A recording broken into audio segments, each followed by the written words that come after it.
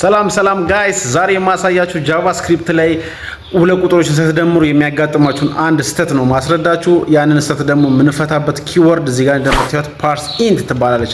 እቺ ጥቅሟ ምንድነው? ስትሪንግን ወደ ኢንቲጀር ኮንቨርት የሚያደርግ ነው ማለት ነው። ታስጎ አሁን ኮድ ላናደርግና እንዴት ነው የሚፈጠረው ውጤት ስህተቱ ምንድነው የሚለውን እኔ ከዛን ደግሞ ትክክለኛው ኮንቨርት ካደረገልን በኋላ እንዴት ነው የሚሰራው የሚለውን ነገር ለማየት እንሞክራለን። አብራችሁ ቆዩ። አኪያ ነኝ። ይሄ ቪዲዮ ከተመቻችሁ ኮፒ፣ ሼር፣ ላይክ ለምትወዱትና ፕሮግራሚንግ እንዲማር ለምትፈልጉት ወዳጃችሁ ሼር አድርጉለት። መልካም ጊዜ ባይ። በመጀመሪያ ኤስፒኬ ኤዲተራችንን እንከፍታለን። ከዛን የፋይል ስማችንን እንጽፋለን። java add two numbers.html ብዬ ከፍታለሁ። ከዛን ኢንተርፌሱን ዝም ብዬ ክሬት አደርጋለሁ። ዋና አላማዬ ጃቫስክሪፕቱን ማስተማር ስለሆነ html ፋይሉን በፍጥነት ለመጻፍ ሞክራለሁ። በመቀጠል አውትፑታችን ይሄንን ይመስላል ማለት ነው።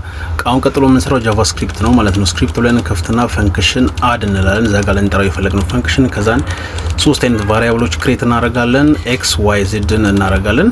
ለኤክስ ቫሪያብል ከአንደኛው ኢንፑት ላይ ነምበር 1 ብለን አይዲ ከጠቀስነው ላይ ከሱ እንድንወስድ እናደርጋለን። ልክ ውጤቱን እንወስድ። ለምሳሌ 53 ሲደመር 88 በስነ ስርዓት አልደመረልንም ማለት ነው። 53 እና 88ን እንደ ስትሪንግ ስላሰባችሁ ነው። ስለዚህ ፓርስ ኢንት በመጠቀም ስትሪንጉን ወደ ኢንቲጀር እንዲቀይረው እናደርገውና ትክክለኛው መልስ ይሄንን ይመስላል ማለት ነው። ሉክ 50 ሲደመር 30 80 መጥቷል ማለት ትክክለኛ መልስ መጥቷል። ለዚህ ቲክቶክ ቻናል አዲስ ከሆኑ ፎሎ ማድረጉን እንዳይረሱ።